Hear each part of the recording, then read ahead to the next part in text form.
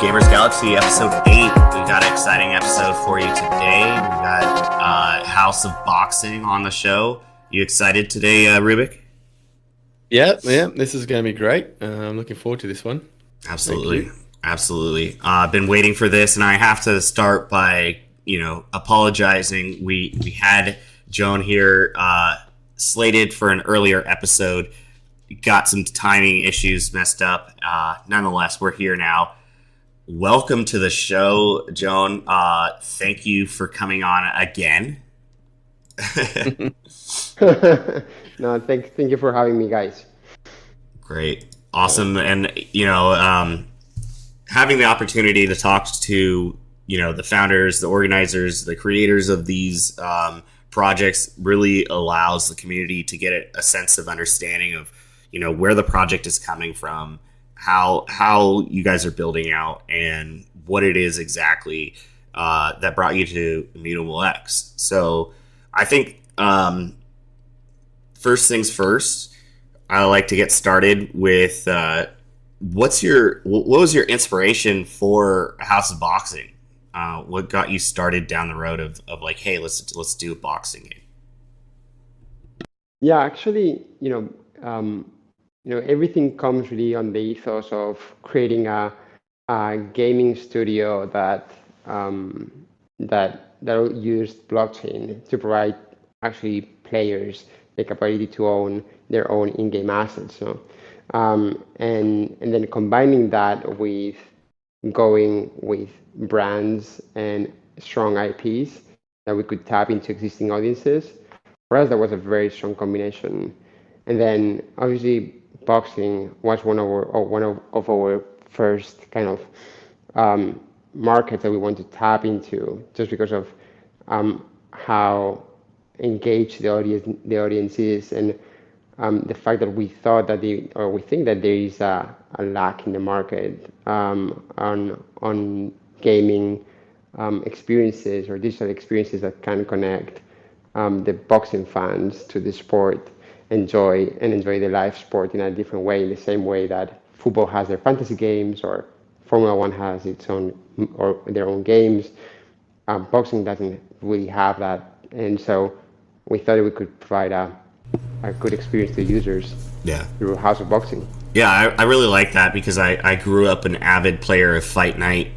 There were several boxing tournaments that we held in a friend of mine in his garage, where we'd be taking turns playing each other at Fight Night. And then after Fight Night, there was really still to this day, I think there's a lack of content for boxing fans to be able to create, because there really isn't a great boxing game out there. Yeah.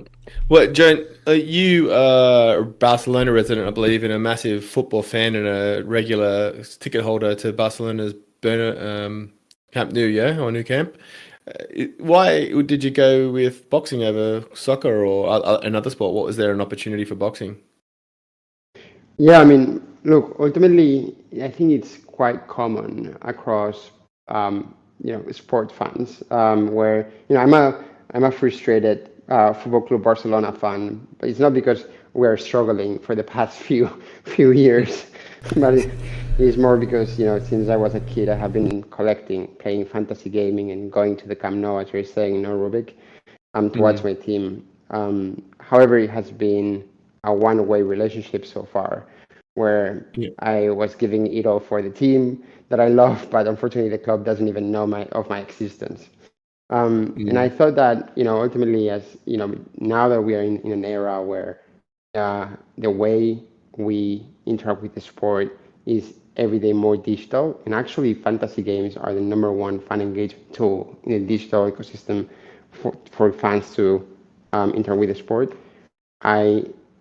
When we analyzed the market, we clearly saw that there was a massive gap for boxing fans. Like there's 220 million boxing fans, which actually play fantasy games for other sports. But however, they don't have a game experience that can actually connect to the sport that they love, right? And that can connect themselves to the athletes, to the promoters, to the events, in the same way they do with other sports, no? And so we thought it was a good way a good sport to start with, and with a vision to create the go-to games to elevate the enjoyment of live sports, no? Yeah, I love it. Love it. So when it came to creating the game and the design for everything, what were some of the major influences for you guys? So we always say that we are kind of in between. Like we want to build a game. Like we are a free-to-play gaming company that uses blockchain to elevate the experience of the players, right? And so with that ethos in mind, we are not here for the financial gain, if that makes sense. But we are here to create experiences, game experiences that actually make you feel emotionally attached to the game, right? And so in that sense, we have as references either traditional fantasy games or manager games, such as Top 11 or Football Manager, or Formula One Clash, or any other free-to-play games that you have an emotional attachment to them. But at the same time, we want to connect the fans to the sport, to the live sports, in the same way as, for example, DraftKings would connect you to the sports, right? Where you have actually stake in the skin in the game for everything that happens within the sport, no?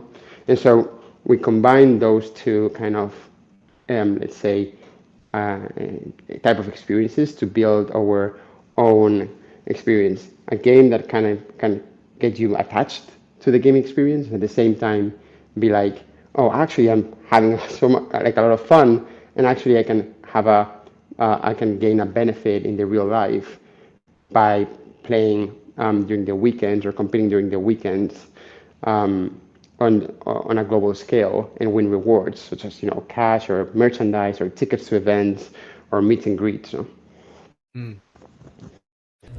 Yeah, I really go over there. Yeah, I really like that format.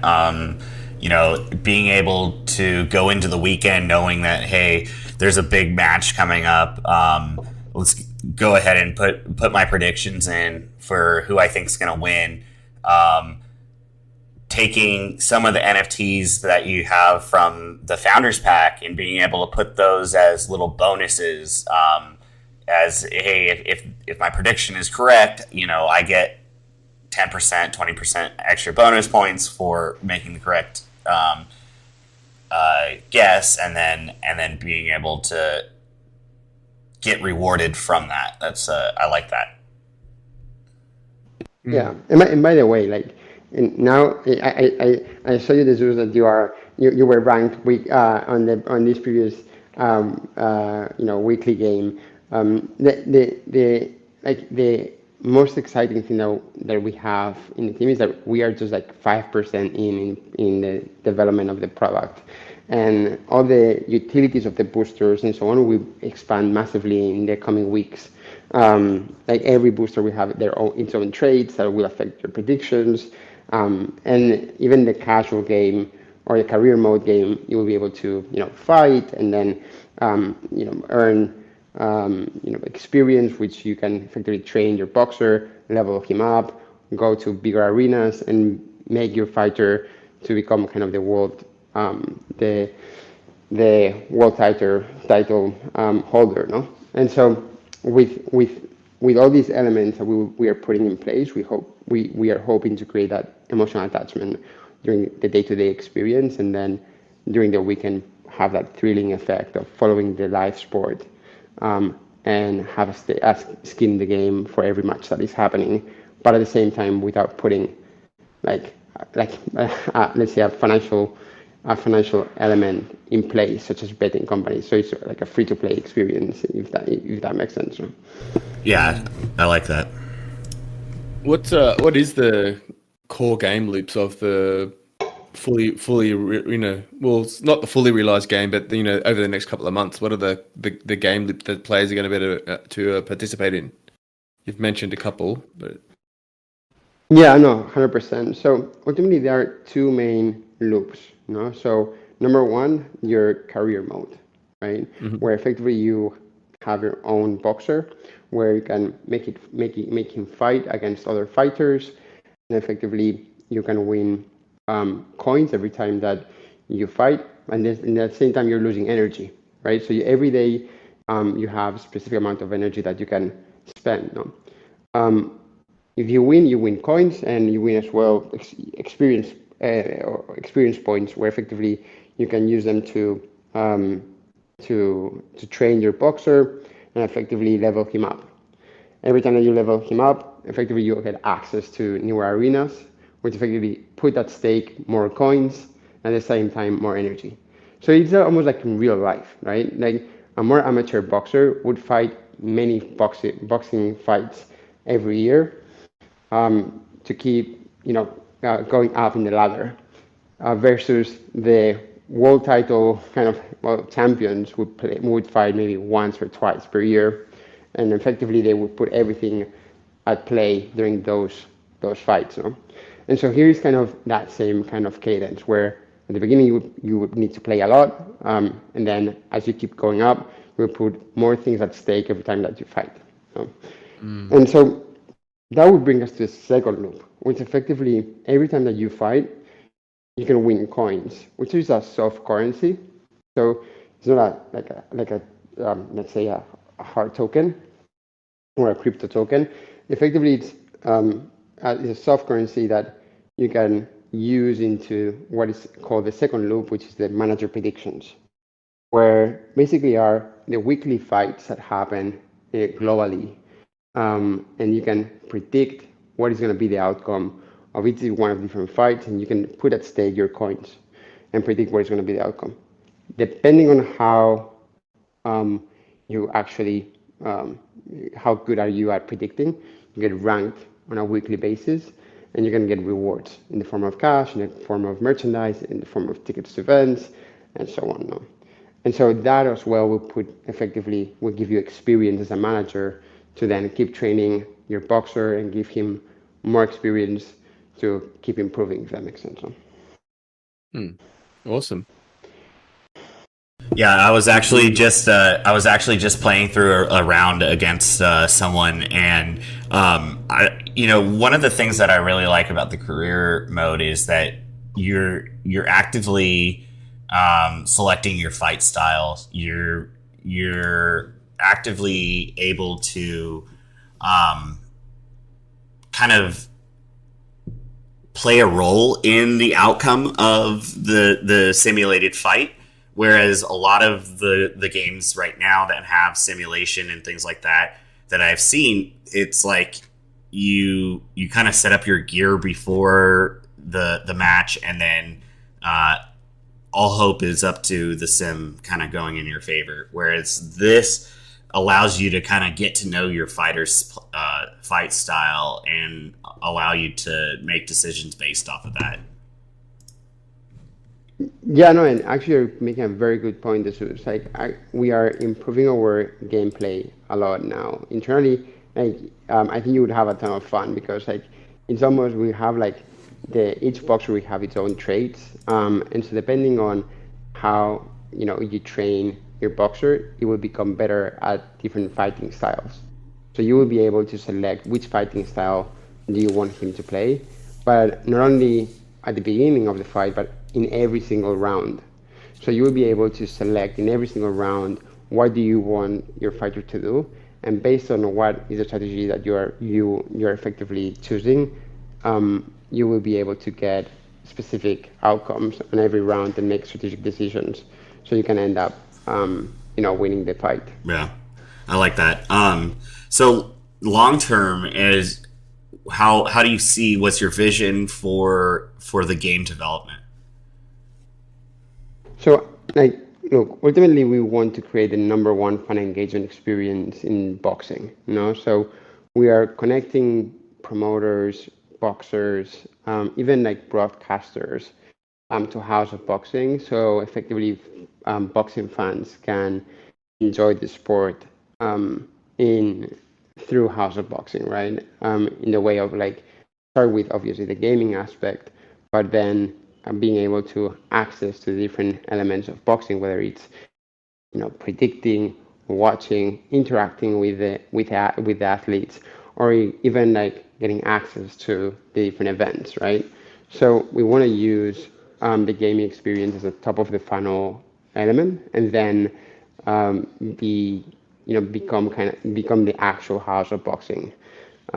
If I don't know exactly if that makes It the right makes sense, sense. but It really does. Like, being able to do something like that is something. It's pretty far arching, but it doesn't seem impossible to do, considering the fact that, you know, there isn't much out there when it comes to terms of things for boxing fans. Do you see it as a bit of a struggle because possibly like the different promotion groups behind boxing have caused a bit of a segmentation in the industry?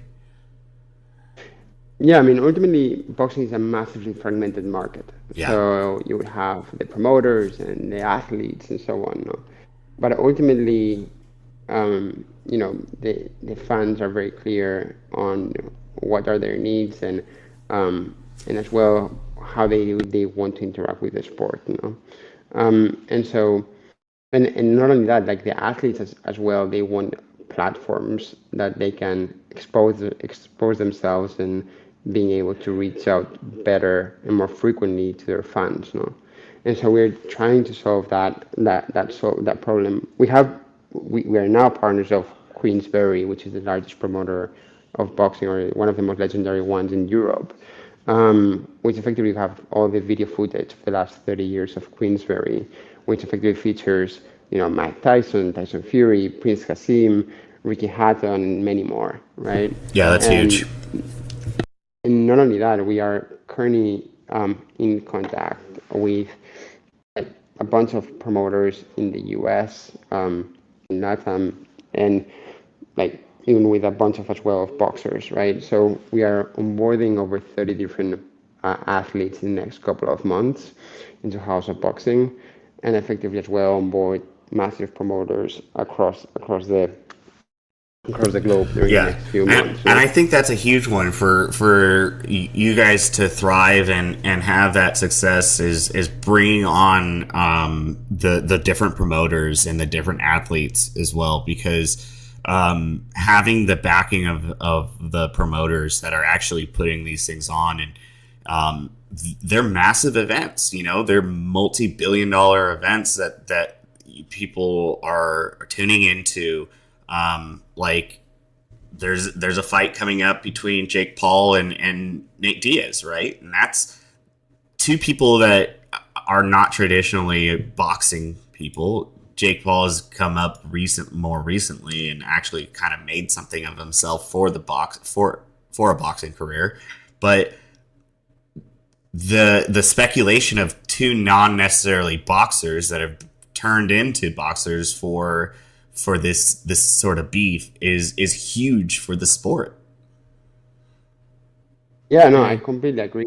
And actually, you can see how the sport is shifting as well towards new trends. No, as you were mentioning Jake Paul, no, like there are three main I mean, I know I need to be careful about talking about like YouTube, like boxing YouTubers and so on, because So there are some diehard boxing fans which they have strong feelings against I them. totally agree. I'm with them. That's why I framed it as I did. They're not boxers. You know, if anything, Nate Diaz is closer to a boxer than Jake Paul ever will be. But let's not necessarily have to go there. Let's just stay with like the fact of the matter.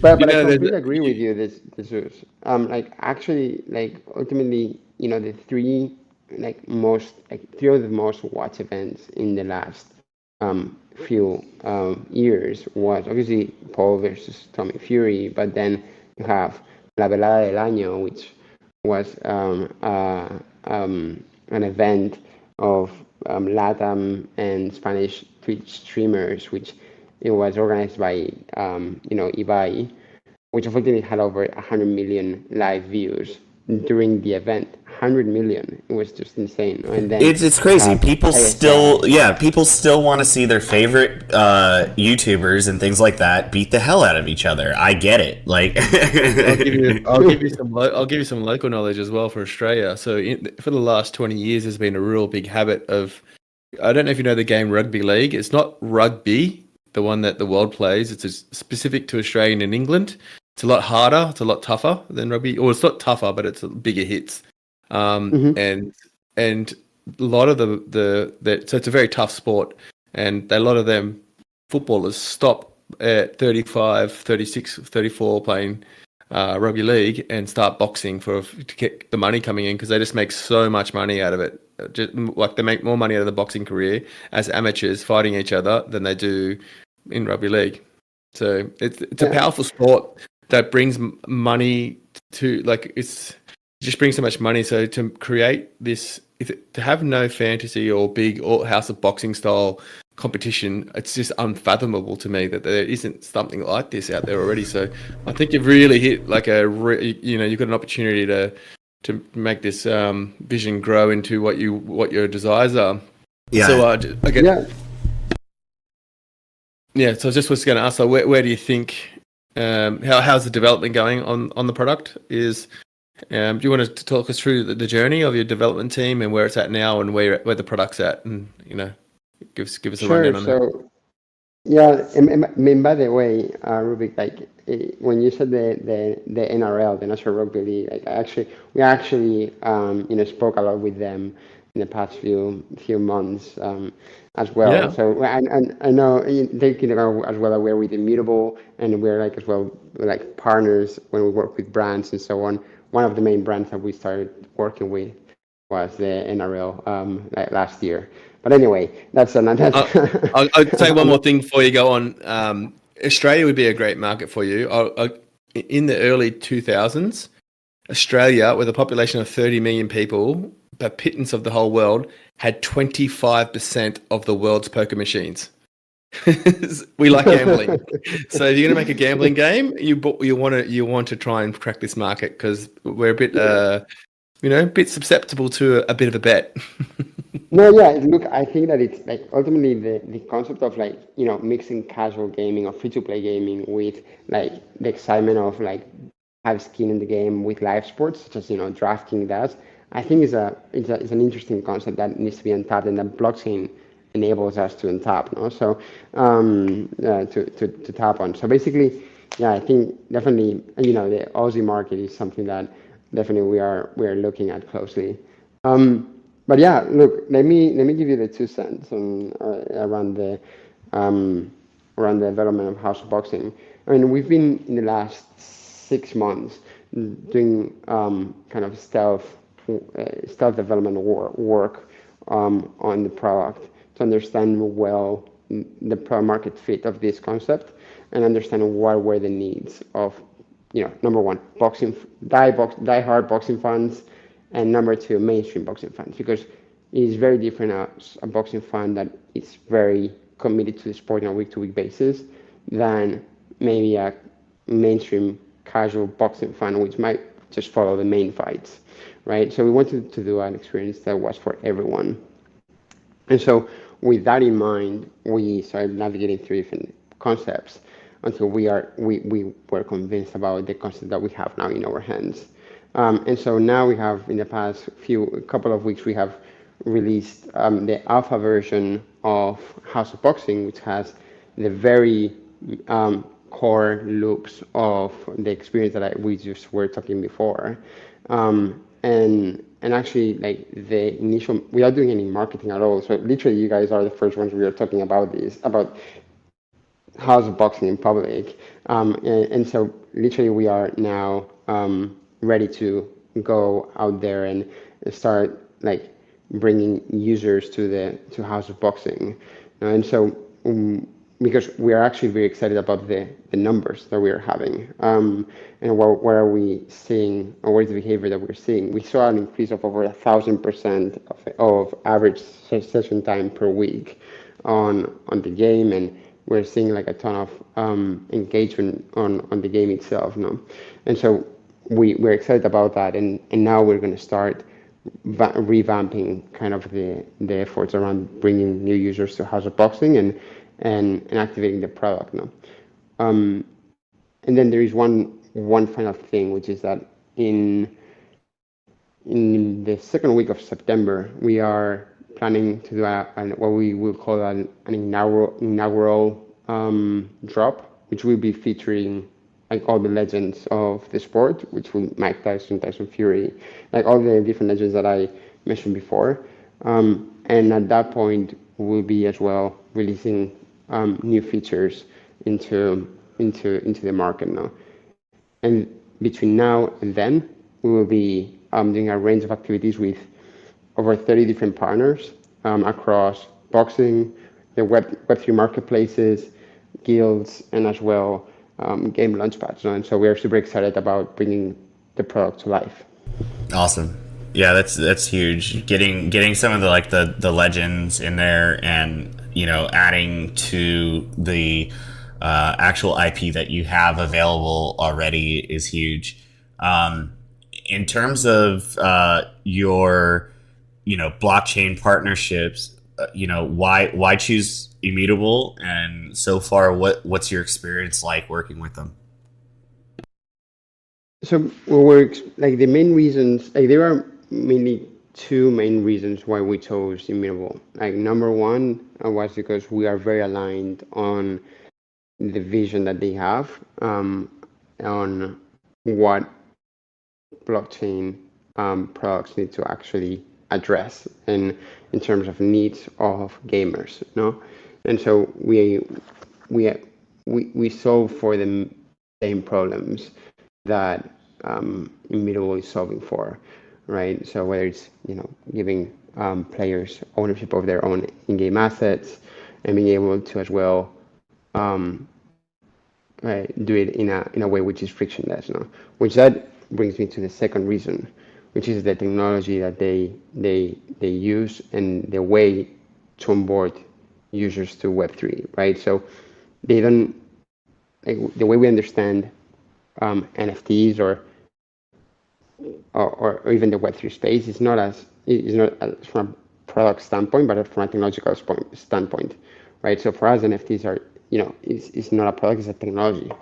And so with that premise, like we want to make sure that users that use House of Boxing or any other of the games that we are developing don't even realize that they have they are using actually blockchain, right? So we're very aligned with them in that sense, whether it's onboarding them through frictionless experiences, no blockchain knowledge or experience required, simple onboarding flow, simple payment flow, and having free-to-play gaming experience as a core element. No? And so those are kind of the two main aspects from a very high-level perspective that we went with Immutable. Yeah, I like that. One of the biggest parts of the growing pains for NFTs is trying to explain to someone what NFT means. So just trying to minimize the amount of exposure that they have to the blockchain portion of it and allowing them to have a great user experience is the biggest thing. Yeah. Have you worked with them? Has the team started integrating much with the blockchain of the final version of the blockchain in yet? And how has that been with working with Immutable? So, like, working with Immutable, yeah, like ultimately, I think it's the Immutable. It's so far they have been super helpful. I mean, they're not only our technological blockchain providers, if that makes sense, but they are as well our business partners, where we go and talk with brands, and so they're super accessible from a business development standpoint. They're equity investors of Last as well. And then on top of that, they help us bring our game experience to life. No? And so, if you plan ahead with them and actually try to have a cohesive experience, a comprehensive experience that you want to build. So far, it's they have the different resources to help us out. No, obviously they have. I think Rubik, we were discussing this like the other day, but ultimately Immutable is a startup, right? So they have the growing pains that most of the startups have when they're growing so quickly. Yeah. So yeah, that's the common experience with that some people are having with Immutable, that they've got hundreds of games want to build on them, and they've only got like 400 in total employees, and a lot of them would be learning still, and they're not all devs. So like it's only less than half of them would be devs. So like there's one dev per game maximum, absolute maximum, maybe one per 2 games. So yeah, it's hard to get their time sometimes. So like you said, plan ahead, be understanding of that, and most of the companies that have that kind of attitude are winning. Using Immutable. People that walk in and go, "Oh, I'm building the best game now. Give us just everything we need right now." It doesn't work out very well for them, I don't think. Interesting one. No, but it's a very good point. And what you mentioned, Rubik, like there is one main thing that I think is critical for everyone that is building in the space, which is that ultimately you need to be self-sustainable. And for us, it's been like we are almost 24 months into the market, and now we are in a moment where we have the best team in place we have ever had now. And now we're completely independent. So like we go to Immutable to ask them certain aspects of integration and elements, but they are not actively supporting us, if that makes sense.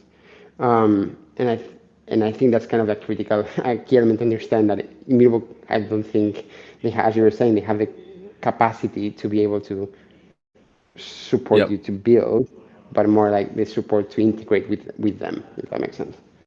Yeah, they're permissionless for a reason. So like it's their vision is to build it's permissionless, and therefore anyone can build on them and has the docs there to do it. But they're there to guide and help you, and you sound like you've got some extra help with other things. That's quite impressive relationship you got there.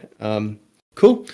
I'll ask the next question. I'm very interested to find out about ZKM, EVM, and StarkX. You are obviously aware of the 2 chains that they're building. One's existing and one's getting built right now. Where are you at? I think you mentioned StarkX in the past. Is there any future potential with use of ZKM, or is it all going to be on StarkX? I mean, for the time being, it's going to be StarkX. Like, it's something that we haven't even stopped ourselves to think. Really to change to the Polygon integration. And so ultimately, what we care about is for which is the experience or which is the technology that is going to enable us to provide the best possible experience and the most frictionless experiences for the players and for the users. And we still believe that Starkware has like an impressive technology through ZK rollups, and so far we don't have a strong reason to change. So we are sticking with it at the moment.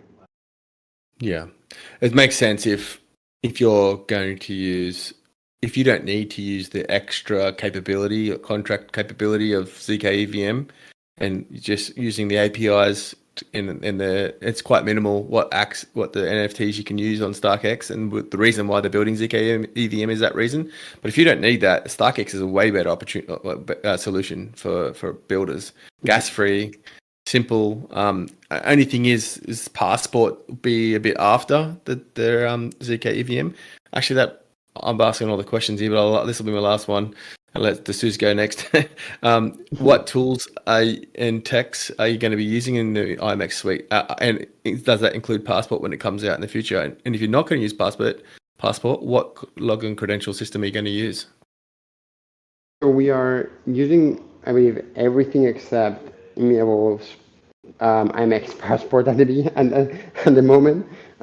Just because, like, IMX Passport, it's, I think it's great, but still they are, finalizing and fine-tuning some elements within the IMX Passport feature, mainly around like connectivity of wallets, and how to transpass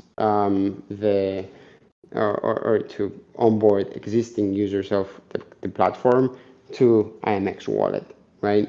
And I think they're working on some of these features, and eventually we'll go with IMX Passport. But so far we're sticking with, now we are working with Web3 Auth as our self-custodial wallet solution, where effectively you would register into House of Boxing and automatically your wallet would be created behind it, behind the user. And if you are a Web3 enthusiast and you have a MetaMask, you can even connect it as well, right? So we're giving that flexibility to the user. And at the same time, if you are a first timer in blockchain, and you don't care about blockchain, you can enjoy the experience anyway as well. Yeah, that's one of the first things I noticed, and why it seemed like there was no reason to go to the Passport for you guys is already using the Web3 auth and email connectivity and ability to get all your assets and everything was already there. So it really did make sense to wait until it's fully fleshed out for the Passport and everything.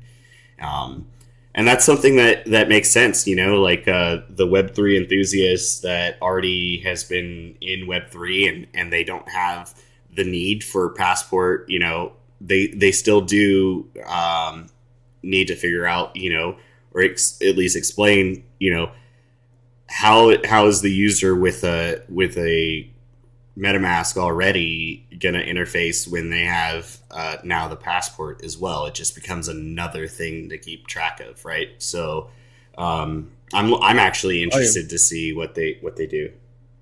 Human, another immutable project, uses Web3 Auth as well. It's very seamless experience. I imagine it'd be similar to what Passport offers anyway. There is a little bit more that Passport offers.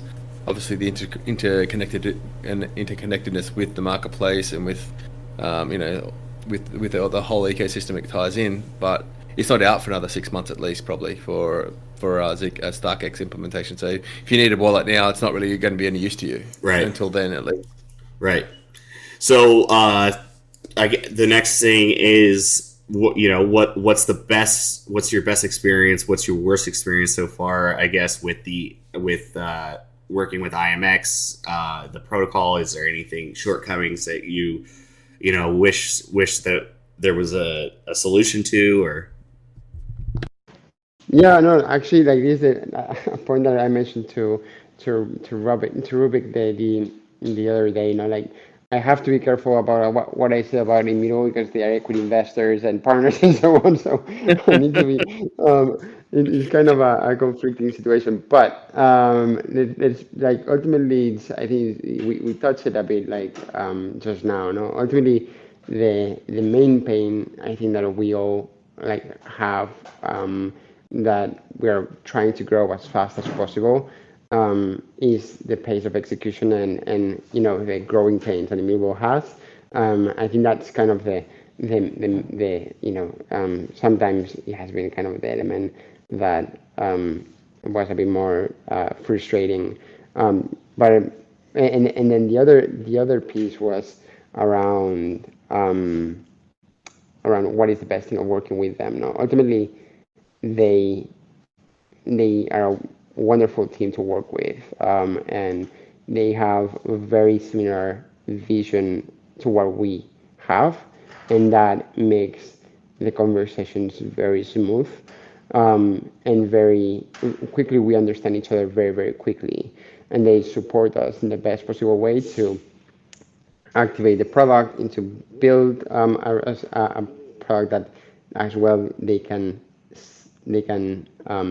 actually have knowledge transfer of all the projects that they are working in their ecosystem. They're like, oh, why don't you guys do this or that? This has worked with X project, or this project is doing something super cool. Why don't you check it out?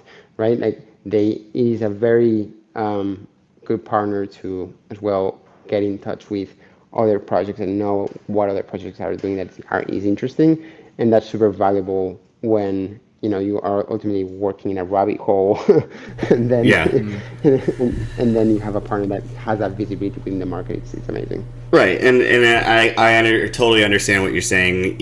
When it comes to working with Immutable, they're very much a startup as well, and when you're working that closely together, any of their growing pains are your growing pains too. So it totally makes sense. So Rubik and I have been doing this little game that we wanted to kind of introduce to the podcast, that basically making predictions of the monthly active users. So at the peak of House of Boxing, what is your prediction for the most monthly active users? Yeah, yeah. What a question, guys! What a question. Hopefully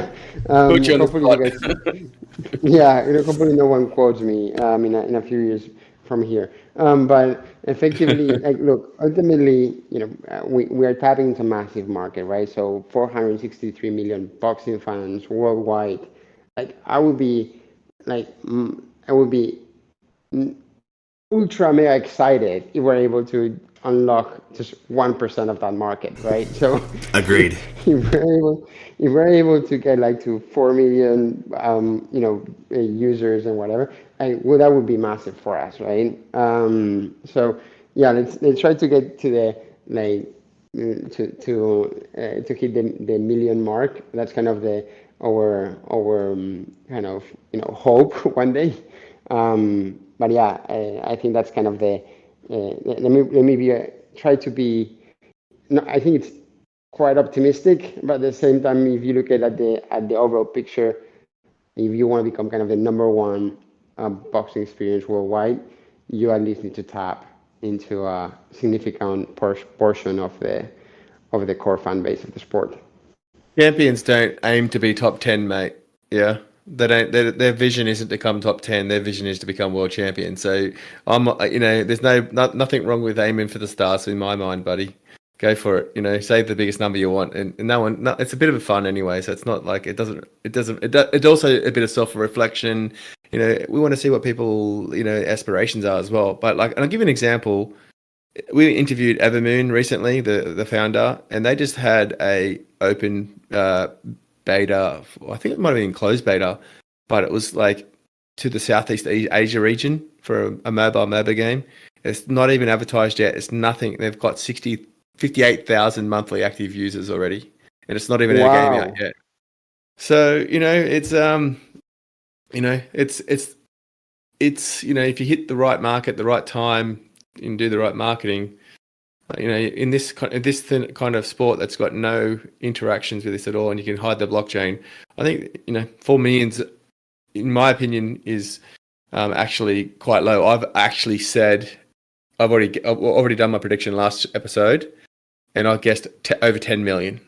So I'm going legendary. You're going epic. What are you going? What are you going to, Suze? No, and I totally agree with your statement, Rubik, that this is something that can easily take off, especially with the right partners and the right promotion in the right places. getting people involved in just making your prediction and having the ability to win some money is huge. I see it easily within the 7 to 10 million range. So yeah, I'm sticking with it. You're going epic with Joanne. I'm aiming higher than your own than the founder. I better get in and start promoting it. So because I'm very competitive. I think I'm gonna bring you to the next investor meetings that I have. There you go. I am from a sales background. So people used to say I could sell sand to the Egyptians and ice to the Eskimos. So,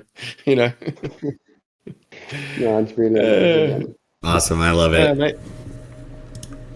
Is there anything else you want we might have missed that we spoke about in the past that you haven't got across yet? Like, anything at all? The floor is yours, Joanne. I'm excited for this game, so I'm going to get it. I'm going to get it out. I told you I'd do that last time. I just haven't had time yet. I'm definitely going to get it out soon.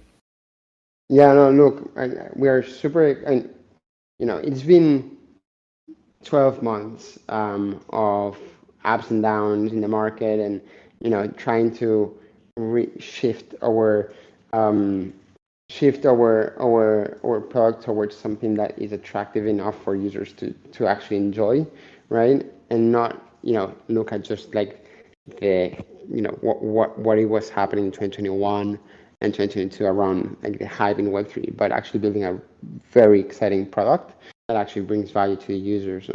And so we're excited that now we're coming to life, and we're excited to bring this product to the users and hear them and build this product for them, right? And so we're just hyped about getting finally, after so many months, to start getting the word out there, and as you were saying, just get things going. So yeah, many more things to come in the next few weeks, many partnerships to be announced, and hopefully we can start getting to the few thousands that get us to the millions in the next few months or years. I love it. There's a lot to be excited for. Great job for you and the team. I'm definitely excited to see more from it. As you've seen, I've been kind of here and there throughout the last probably, I'd say, 6 months. I've been popping in and checking on some updates, participating here and there, and I'm definitely excited as a boxing fan to see where this goes and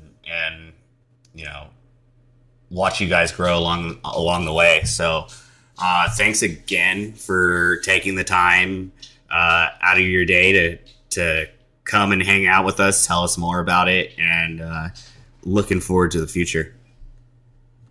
No, thank you guys for having me, and wonderful time spent with you guys. And I can, hopefully we can, in a few weeks or a few months time, we can have another chat and then be able to provide even more visibility of how things are going and what is next. Actually, thank you guys for everything.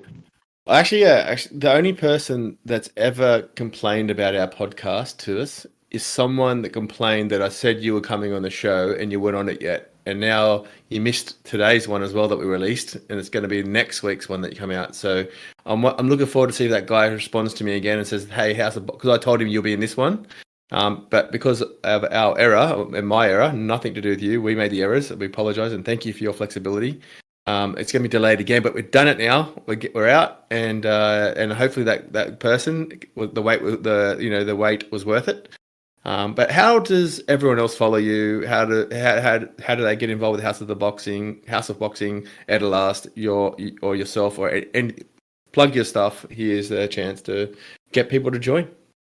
Yeah, look, we are every single update. It's on at Edelast House of Boxing in Twitter or X. I don't know how we should call it now, but and so yeah, like everything that happens there is kind of the latest one, and so we will be announcing multiple new updates in the few weeks, so just stay tuned. Okay, and the socials that they can follow House of Boxing.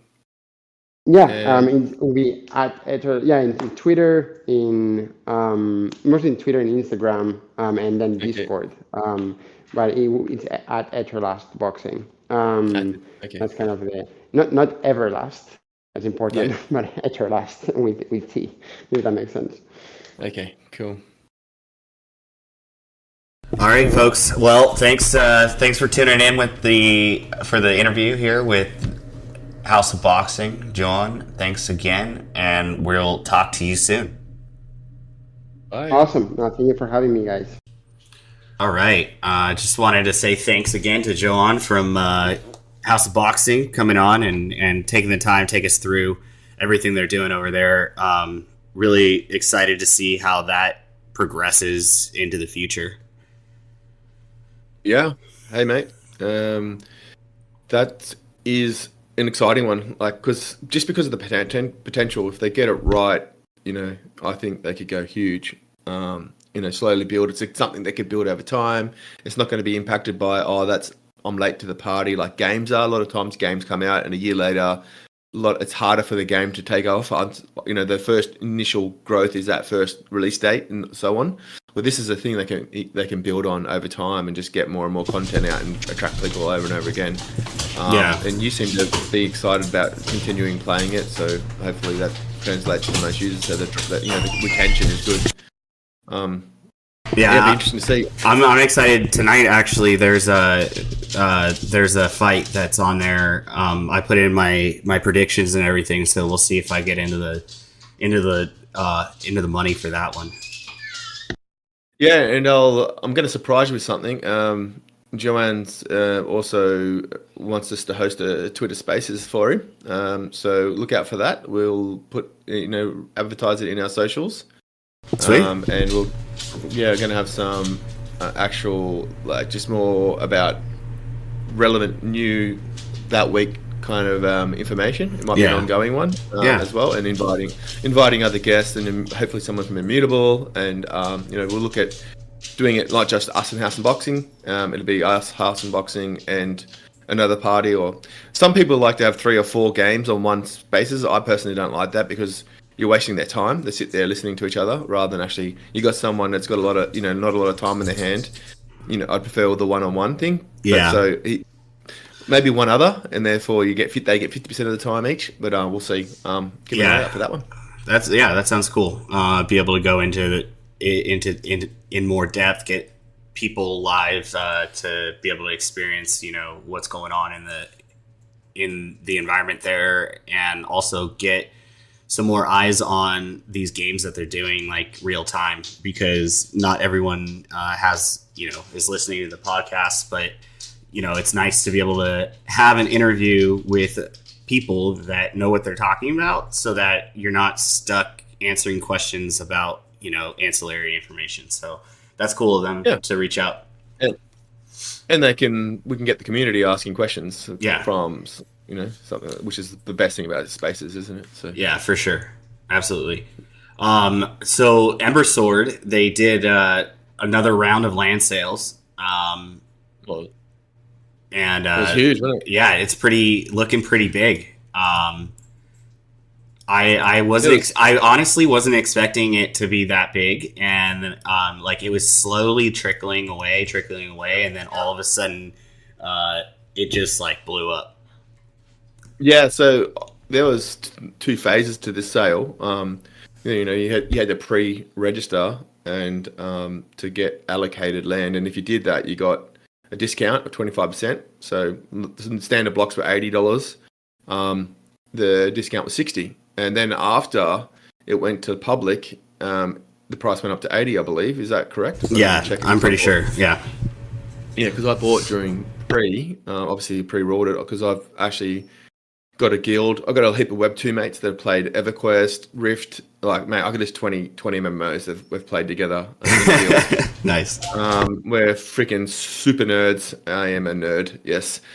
We love vanquishing bosses as a group, and we've been doing it for years. And, as an Australian guild that plays 2 nights a week, we were always in the top 3 Australian guilds with just 2 nights a week versus guilds that play 5-6 nights a week. So that's saying something. Yeah. We're always high achievers, efficient, and So yeah, I've got them. These guys are absolute crypto haters, like those typical NFT haters. Blockchains are scams. All of them are. And I'm happy to say I've got them to commit to Ember Sword. I said to them, no crypto in the game, only skins are NFTs. You don't have to buy them if you don't want them. And the login will be immutable passport, which is just a social login. And they went, yep, we'll give it a go. So I've got them to 3 or 4 of them have created accounts on Ember Sword. I had one land. I bought 4 in a little square so we can build our guild hall. But I might have to end up buying a bigger block. I don't know how that all works. I didn't look into it enough to know what we bought. But yeah, I'm pumped. But in terms of, that was me personally. The kind of cute graphics it's got, like that cute art style, is just so appealing to people. Like, you don't need to make a AAA realistic graphics for people to enjoy a game. You know yeah, I mean? No, and really, like, the good gameplay is gonna really be the deciding factor as well. And you know, I got land in the very first sale that they did. So I have a settlement that I got from the very first round, and I've been thoroughly excited about it from day one. And I like how they've been actually, like, building out more of it. I got to play during the quick weekend play test. That was pretty fun. I actually, speaking of non-Web3 players, I actually saw video of a YouTuber that isn't even a crypto YouTuber. He actually was over playing it for a little bit on his Twitch stream. And, you know, like, that's saying something, like you said, like, getting non-Web3 players, just gamers that want to play a game that enjoy the style. And I think that they're well on their way to hitting it out of the park, you know, and I just want to see more consistent gameplay, like beta weekends, so we can, like, really dive into the mechanics of it, because I didn't get to play enough, I feel. So we'll see. Yeah, no, I definitely want to play it again, and I played it for just one of the play tests, and it was a bit buggy for me, but I understand that's what you're beta testing for.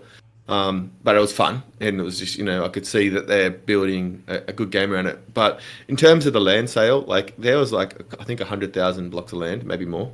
It was, at least, there's huge amounts of land, and people bought multiple blocks, and you could see they've got the map of where the land's available, and the blue squares are available, and the white squares are sold out. And you're right, after the initial pre-order sale, it was still pretty full. Like, all the edges were completely blocked out, like, with available land.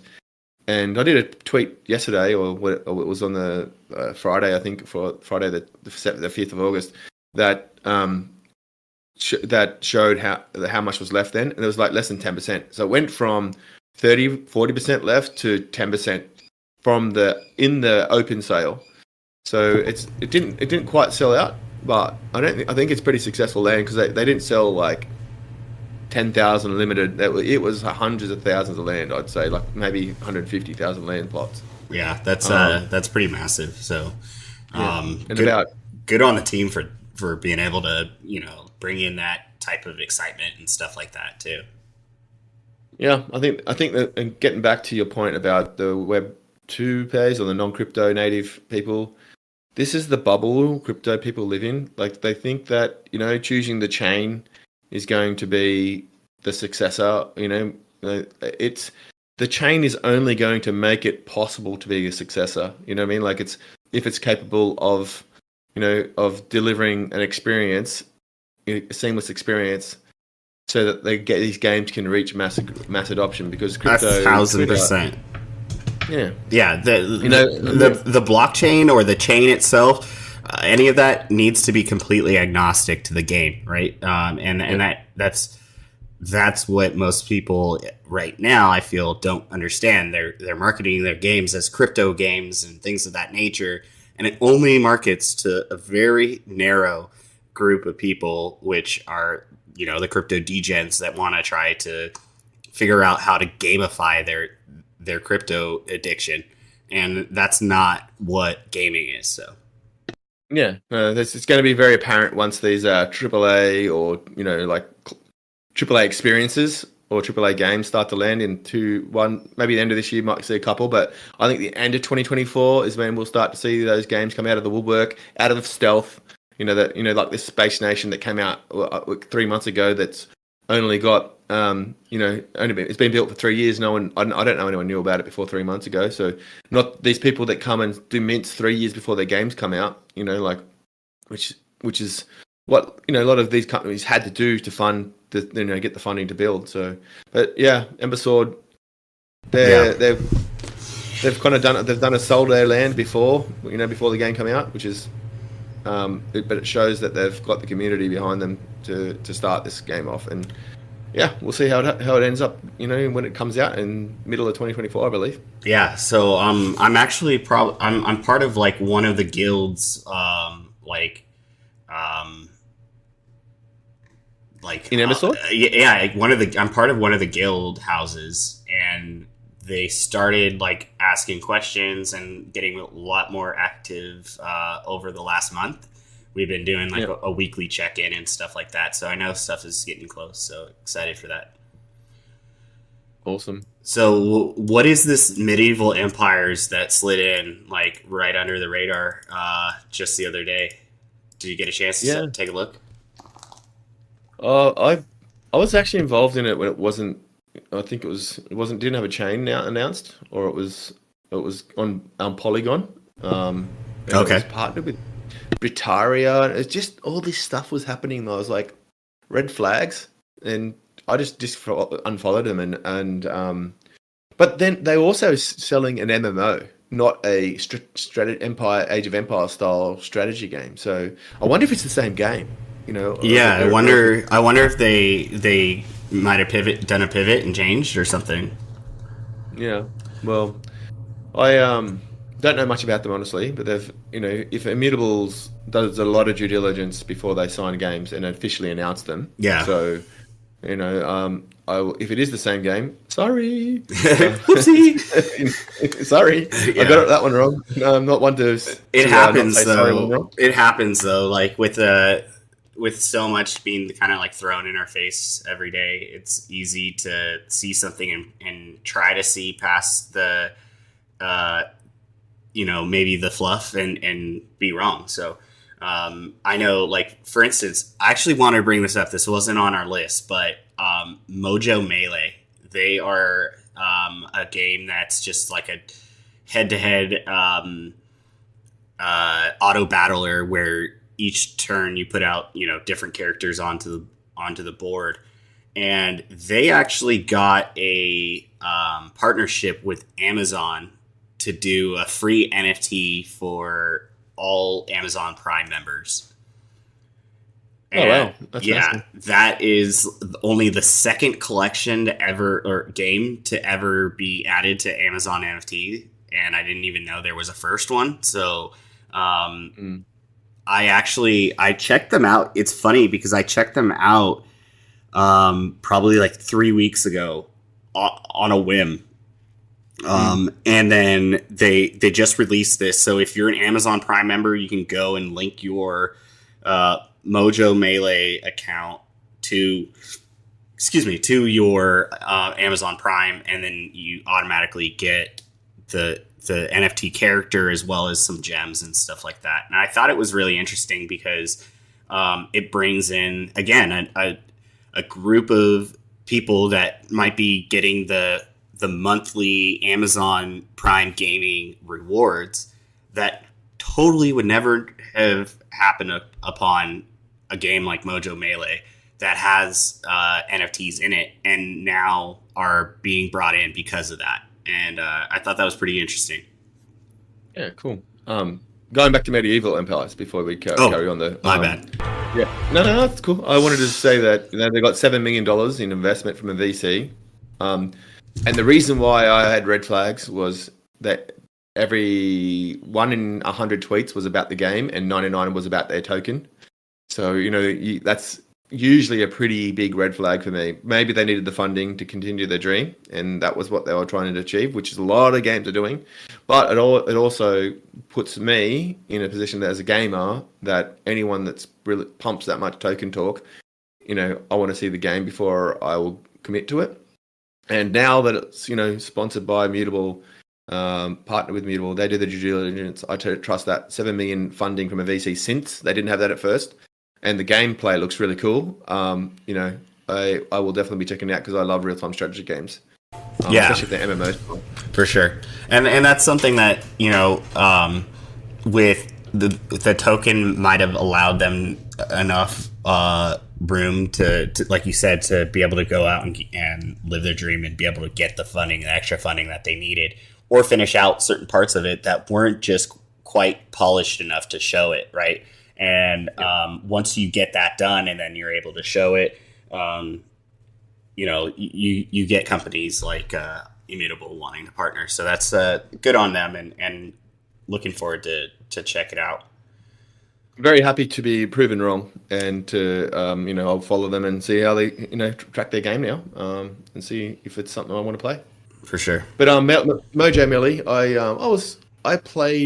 got like a VIP pass for that when it first came out, and then I found out it was just an auto battler. So I've told you this before on this pod. I think that I didn't get into Illuvium at the start because it was just an auto battler.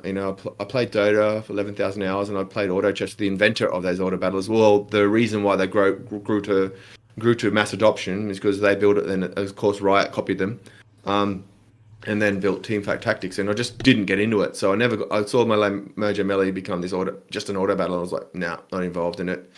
So, what have you played it? Did you actually play the game Mojo Melee? Is it fun? Okay, so I'll admit, I had fun playing it. I did like the different characters and how you can like arrange the different teams that you have, so that it gives a spin to it.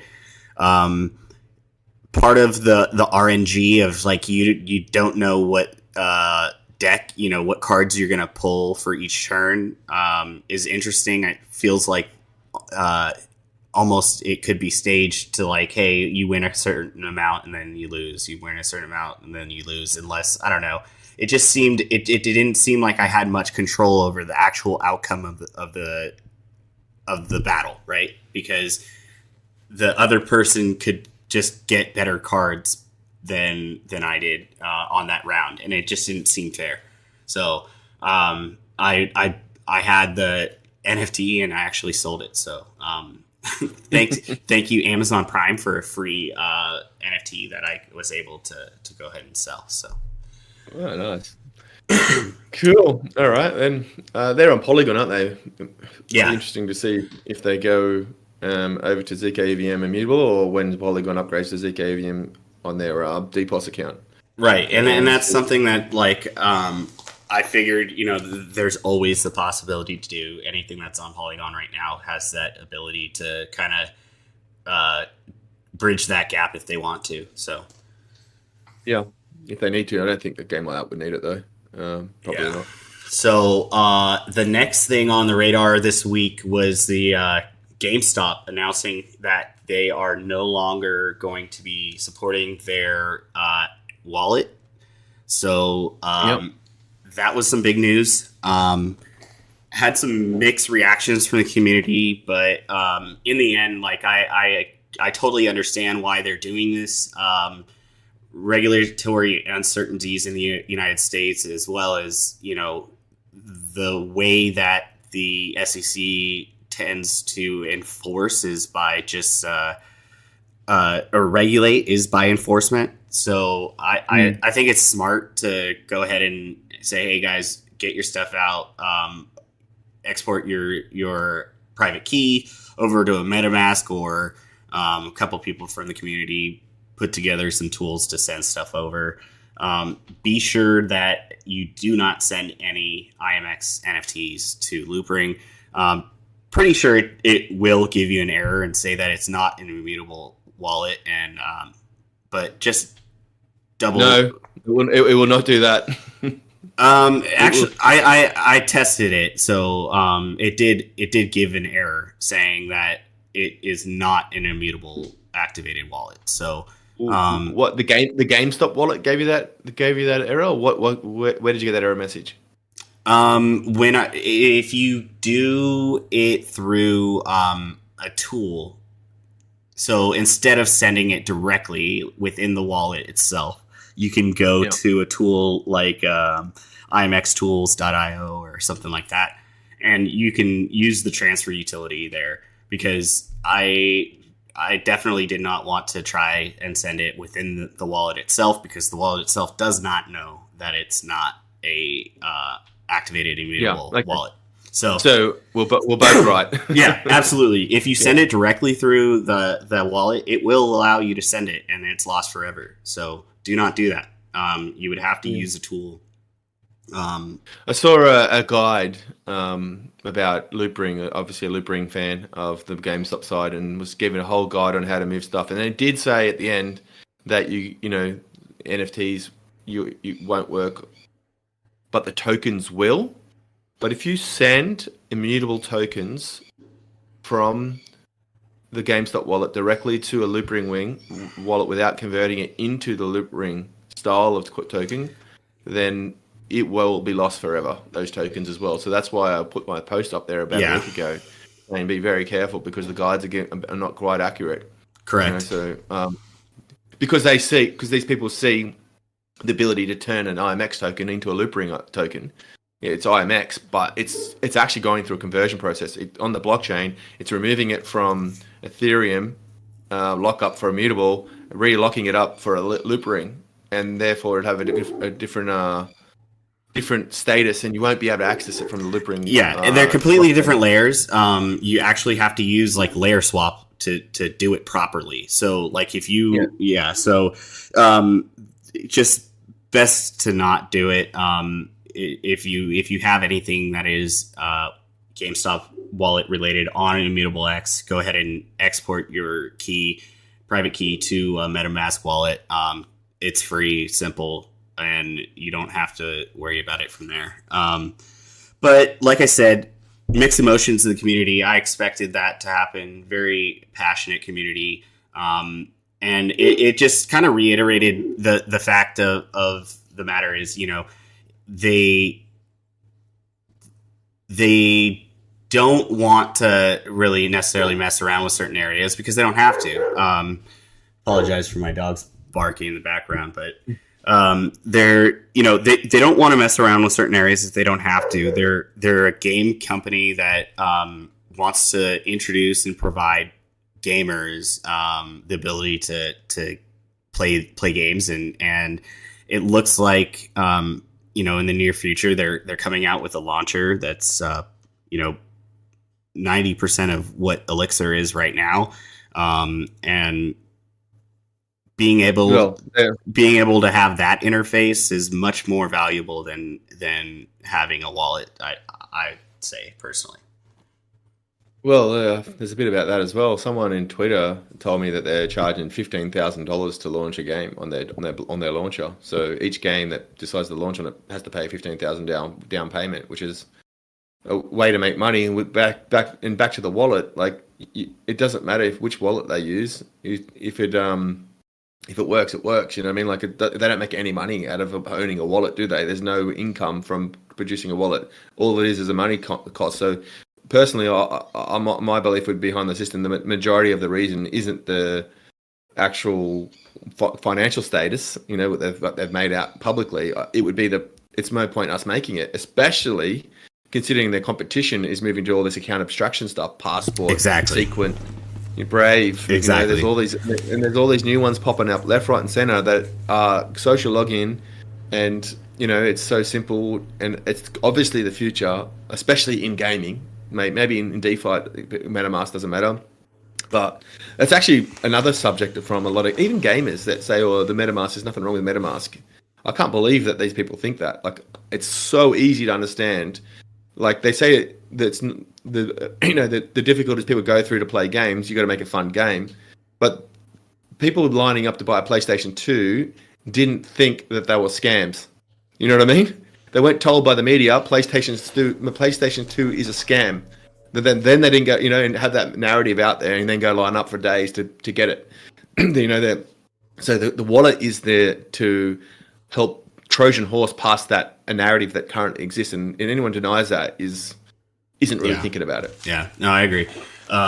Like you said, they're not making any money off of it, so having to keep a team that would have to keep up with everything on the back end of that stuff is a lot to do, and I already know that like they already got rid of the people that were working on it, so there was clearly no one working on it, and there was no updates for a very long time, so the writing was on the wall for that, so I fully expected that.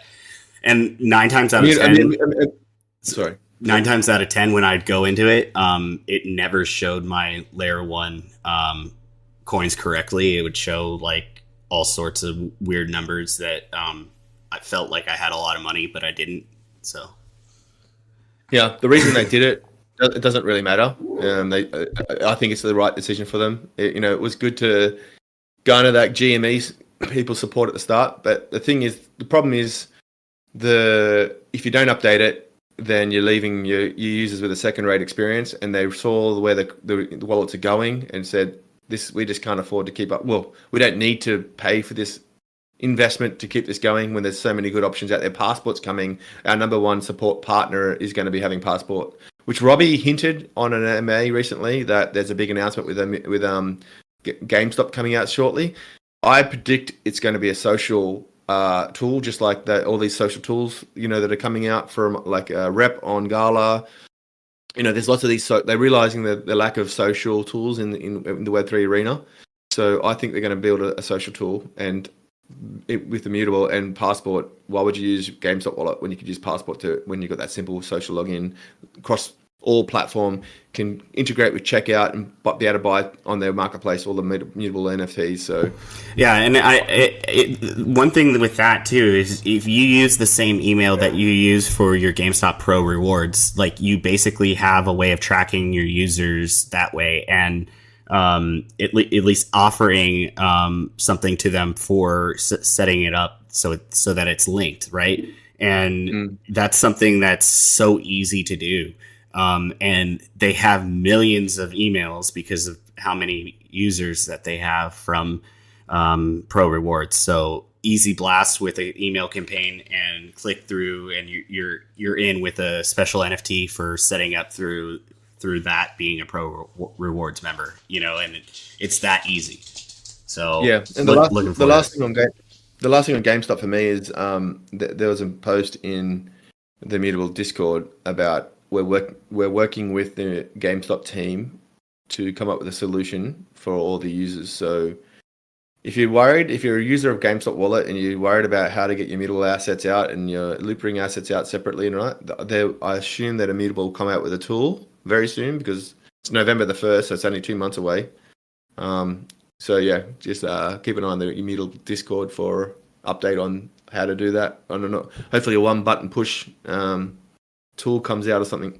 Yeah, and like I said, people in the community have done a lot already. So just be sure to ask around, and don't go to any.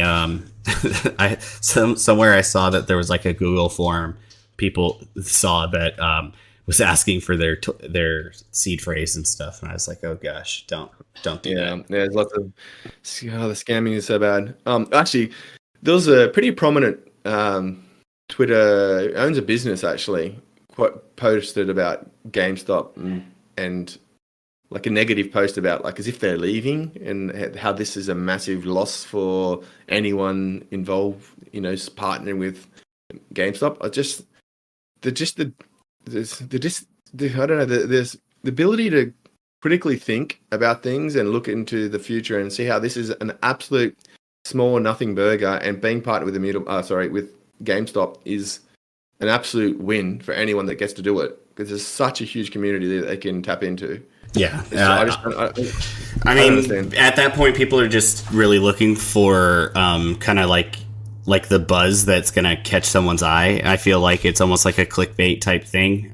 They know that we have pretty strong community, and anything, even if it's negative attention, it's attention. So I feel like a lot of news outlets and people like that are quick to do that with anything GameStop. So it doesn't surprise me.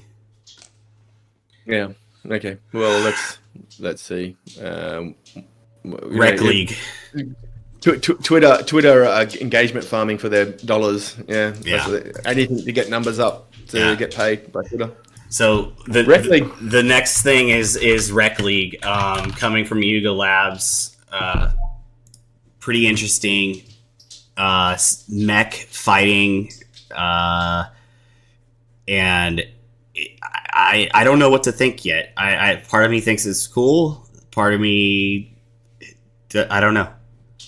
I think it's cool. I think it's Enway, who Justin Kruger, who was the community manager, like I said, like head of community in Immutable, left Immutable after only about 8 months to go to Enway. Yep. So he must have got partnered with Animaker Brands is the parent company to Yuga, yeah, to Yuga and to to everything pretty much, including Immutable. They got a stake in Immutable. So maybe that was like an inside discussion about getting him to go to this team to help get it ready for, like, do his part of growing that community. So we don't know that, but the game itself, been using the Yuga Labs brand to sell it. Is that what they're doing? You think they're using that to get the clout about? Well, I think Yuga actually purchased Enway, and so what they call the Yugaverse is expanding. They're bringing in other games like this. So it's interesting because all Bored Ape and Coda holders get a free NFT, which is like a pre-fused mech that has all the attachments on it. You can't detach, I don't believe, from those. So all of the actual minted mechs, you will have the ability to add the parts to the mech, and there's like 10 parts that make a full mech, and it looks really interesting, and I see the ability for a crazy ladder to be there, and I even saw Yatsu calling for a little battle, and Robbie chimed in and said he's in. So it's cool to have cross community pollination. I know that personally there's a little bad blood between the ape community and IMX. I feel I personally feel that there is, because of what they did with the whole ApeCoin thing, and basically almost nuking the entire crypto community as we know it, when they decided. Really? Yeah. That free mint thing? No, Yuga basically almost nuked the entire crypto community when they decided that they were going to basically create their own blockchain. That was way back before the ApeCoin DAO even was created, right? And on that, really? I didn't know that. Yeah. So on that day, Robbie and 10 other people sat in a room and for 10 hours straight and wrote what is now ApeCoin DAO, and said, "Hey, Yuga Labs, read this and vote. We're gonna vote on it basically, or accept it." And they came back and they said, "Hey, we need 30 days to go over this." And 30 days was up, and they said, "Hey, we need another week." Okay, so they said, "Okay, we'll give you another week." Week goes by, and they said, "Okay, we accepted it." Right. So that's how ApeCoin DAO was created. Robbie Ferguson was involved in that? Yep, he and 10 other people were the ones that wrote. And didn't mate, you learn something every day, don't you? That's awesome. Is Robbie a token holder or a Yuga PFP holder? Which I think okay. So I think what it was being such a big proponent of like having like the everything be on Ethereum. And what they were doing was they were basically going to take a bunch of liquidity out of Ethereum, build this other side chain, and that's what they were going to build other side and the other deed and all that whole product line on. And basically, ApeCoin DAO was put in place so that, hey, come over here and just build with us type thing, and a whole bunch of other stuff too. So we'll see what happens with that in the end. But my biggest takeout from Rex League is, but the game looks good. There's lots of people that play that type of game. I don't play that type of game. I've never been into Street Fighter, Tekken, and all those things. So I did play one of the 3D ones. What was it called? It was on the PlayStation for a little while, but yeah. And it's kind of like Soul Calibur, and it's kind of like a dumbed down version. It's not necessarily as many buttons. There's a mobile version of it as well, so it's not like anything where it's like super intense gameplay where you're button mashing or anything like that. It's like super simple, a few attacks and time based like cooldown, I think. So it'll be interesting. It obviously will be big in the one of the hits of the crypto community. You'll get a lot of crypto people wanting to play it because it's associated with Yuga. It's a fun little easy game on mobile. So I think it's going to be a success personally, even if it doesn't go mainstream. But my hot take, which I got one comment on, I was expecting a lot of hate, but their strategy of how they're going to enter Web 2 market is from their Web 3 holders of NFTs creating copies of their mechs as non-NFTs and then selling them to non-Web3 players for them to be able to play the game. That shit is going to go down like a lead balloon, mate. I'm telling you, it's not going to be something I predict to be. How do you say, like, how is it any different than the circumstance we have right now that someone right click saving and just minting something? Like, how is it any different than it is now? Well, the reality is it's not what really happens. That you don't get the ownership of it, but the perception of the non-knowers that are reading the headlines being told all cryptos are scams are going to be like, you telling me I'm going to be buying JPEGs off this crypto scammer? No chance.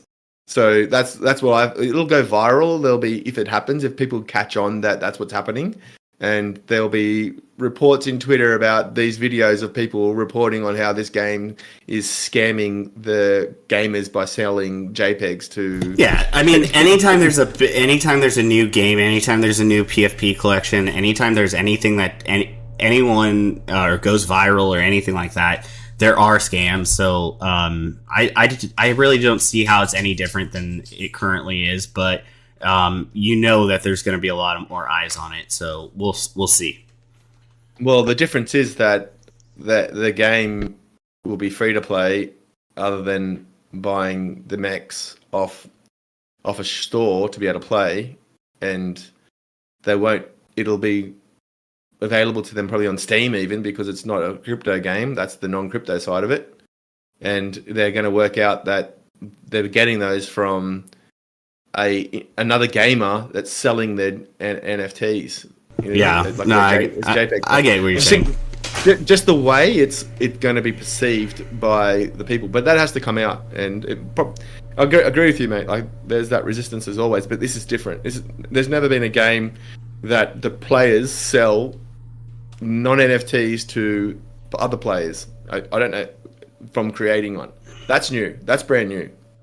Yeah. Do you agree with that? Or? Yeah, I guess I'm missing the point. Like, did they announce that it's not going to be on chain or what?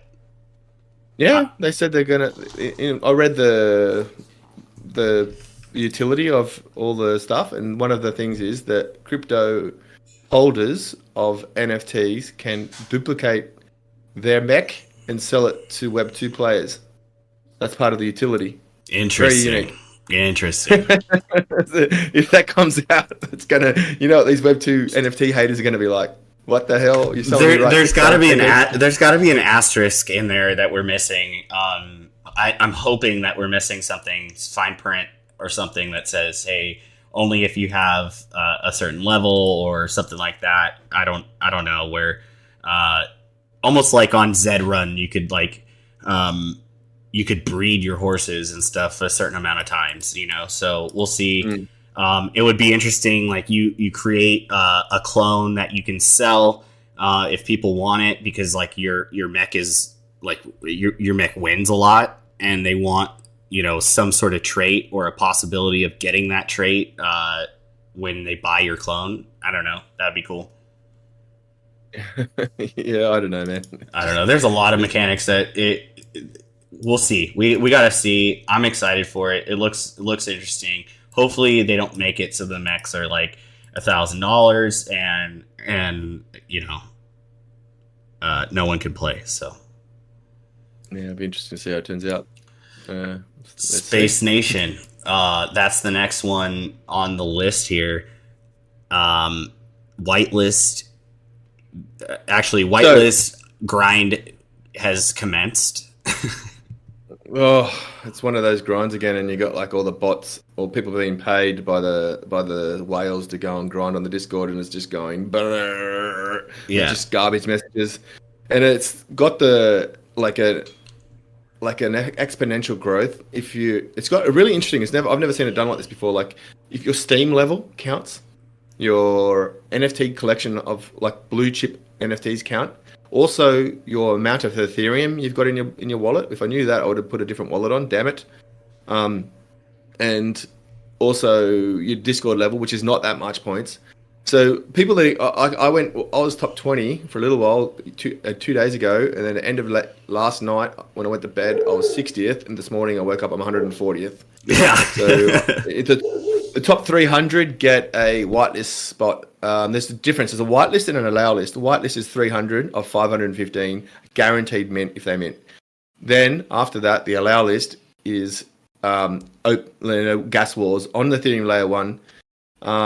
I just got excited about this game. It closes, that window closes on the 18th, and then on the 28th, if you get a PFP, it's also a pass to the game.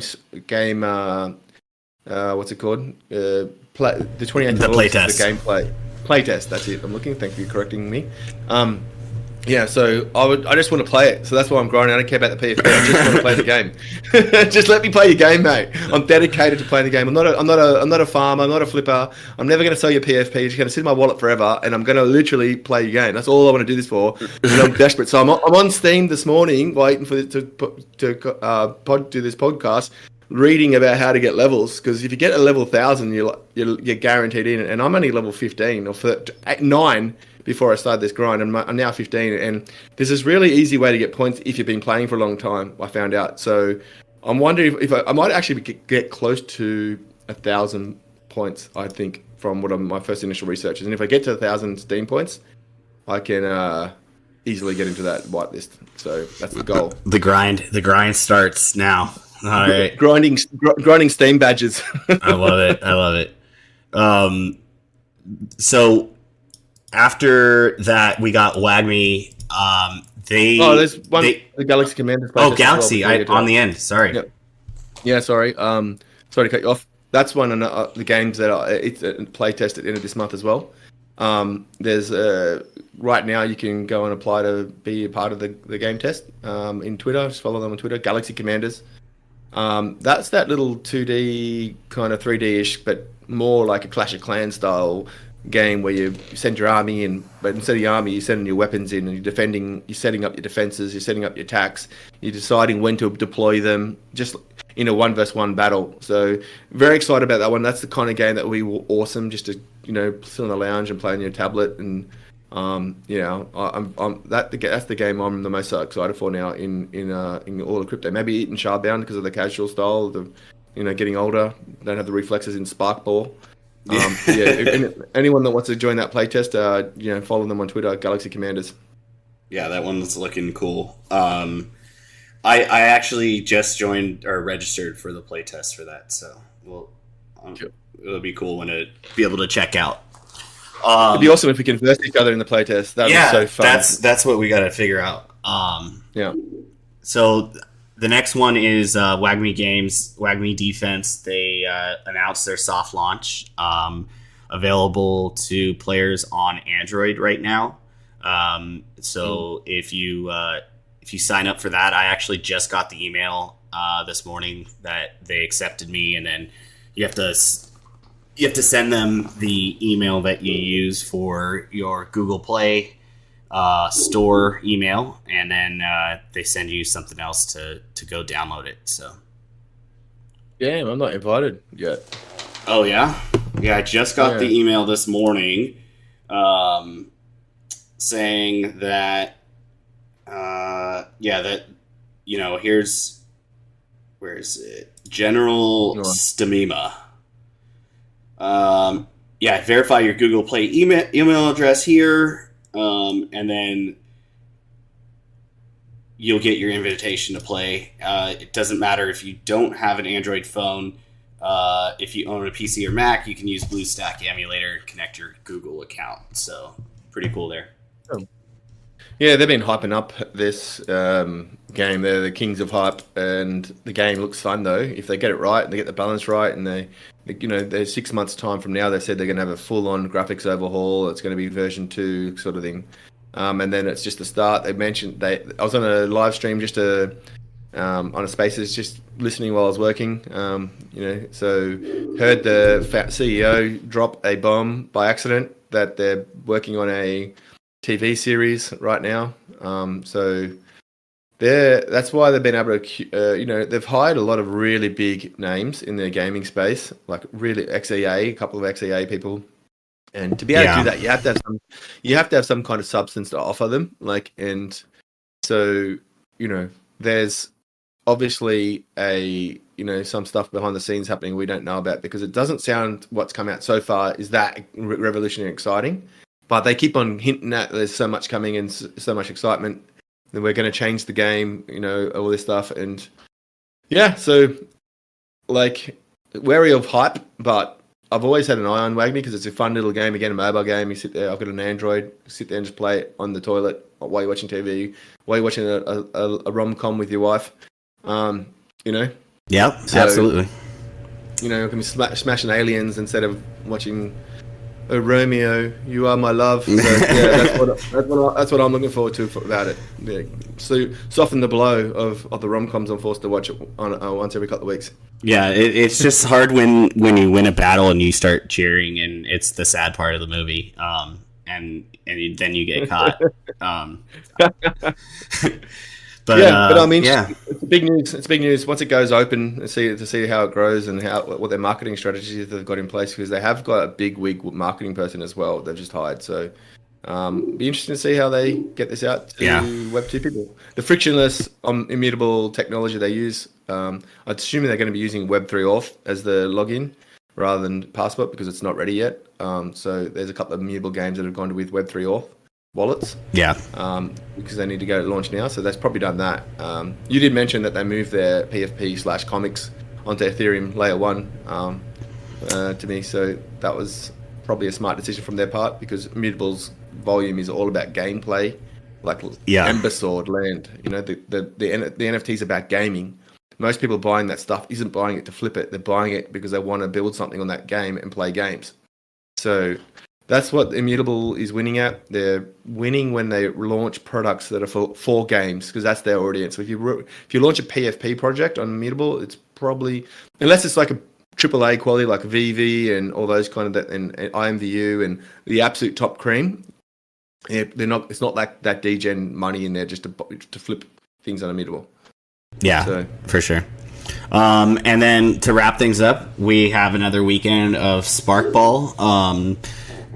I've been thoroughly enjoying that. You and I got to play a little bit last night, and they did have a couple hiccups. Also, be sure to be on the lookout. Do not click anything in their Discord, because they had their Discord compromised.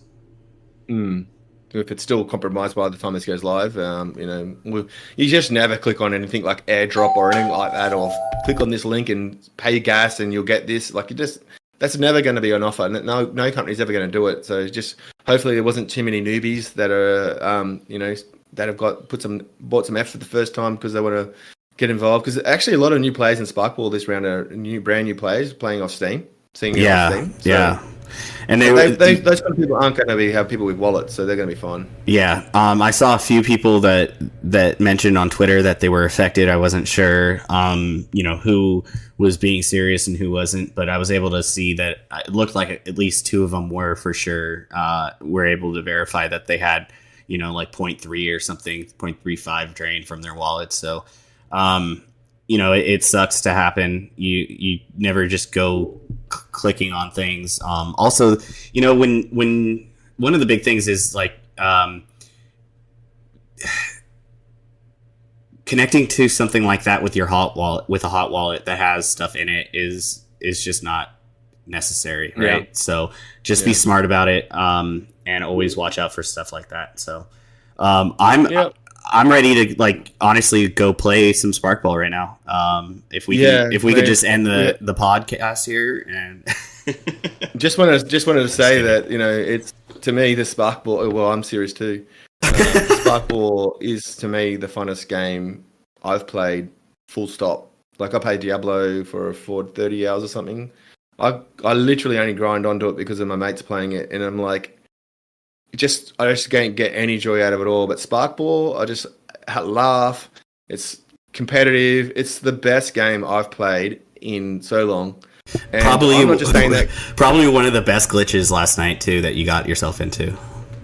Like being stuck in the side of the map. Getting stuck in the side of the wall, and we're like, wait, how do we get him out of here? I'm looking forward to maybe an Australian server if it takes off and goes global and it gets an Australian server, because so many times I jump in front of the ball, predict a ball shot on goal or something, and I jump in front of it, and on my screen I'm there, and then blocking it, and it goes straight through me and scores. So I'm a bit behind playing on the US servers. Yeah, but still, this game's not definitely. There were a lot of players from Brazil too, I noticed. Yeah, well, this game as well, like, I'm not just saying that because this game's on Immutable, because some people think that I just care about Immutable because I report on Immutable, I do a podcast about Immutable. I love games. I'm a gamer, and Sparkball's not 100% destined for Immutable. We don't know where it's going to end up. So, they've announced it once, but there's lots of things changed, including their funding, which everyone knows that they're looking for funding to continue on, and that may involve them going to another chain. I don't care what chain they go on. As long as it's ETH-based chain, I'll play this game.